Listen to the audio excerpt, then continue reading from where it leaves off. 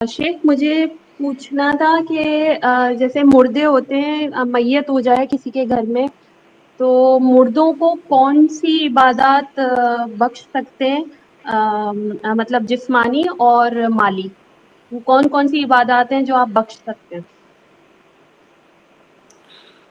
बिस्मिल्लाह अल्हम्दुलिल्लाह वस्सलातु वस्सलामु अला रसूलिल्लाह।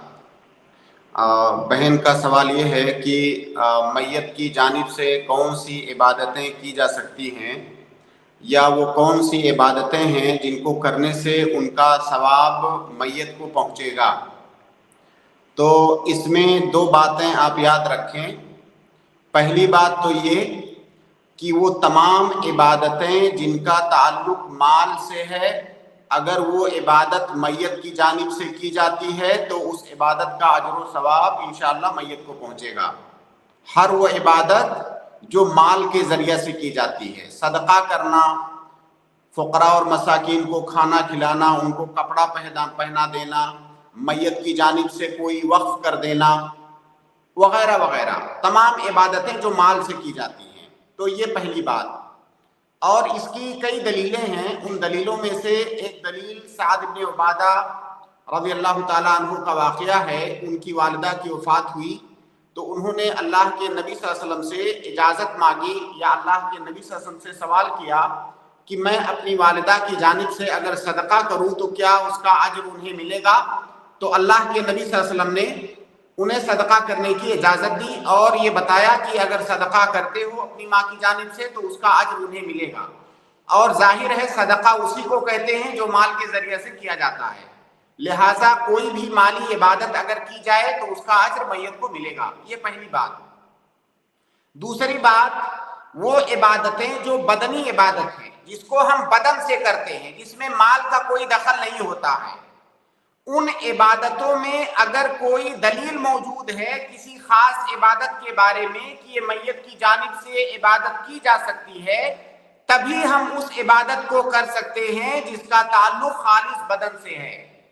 जैसे मिसाल के तौर पर रोजा रखने का मसला है।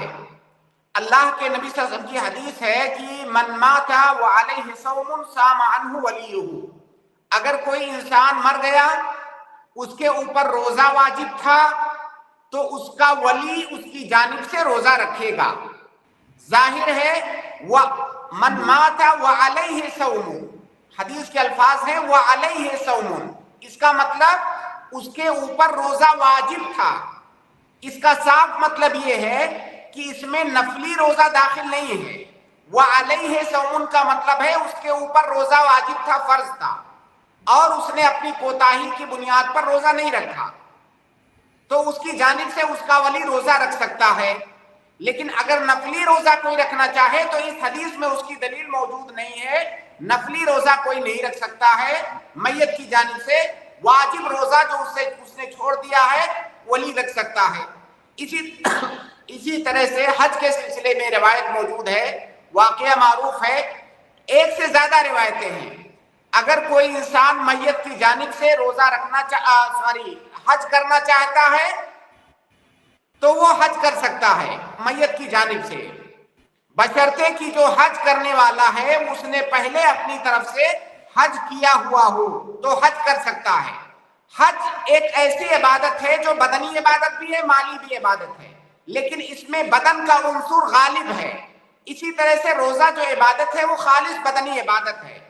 तो जितनी भी बदनी इबादतें हैं उनमें हम उनके साबित होने के लिए मैयत की जानिब से हमें खास दलील चाहिए। तो अगर कोई दलील मौजूद है तो बदनी इबादतें कर सकते हैं, वरना जो माली इबादतें हैं वो मैयत की जानिब से उमूमी तौर से की जा सकती हैं। जैसे कुरान पाक जो है वो या फिर जिक्र और अस्कार करना, तो अब ये जो मैंने उसूल बताया आप खुद उस पर गौर कीजिए कि क्या कुरान पढ़ना कोई बदनी इबादत है या माली इबादत है? बदनी इबादत बदन से की जाने वाली इबादत है, लिहाजा ये जायज नहीं है जब तक उसके लिए दलील न मिल जाए।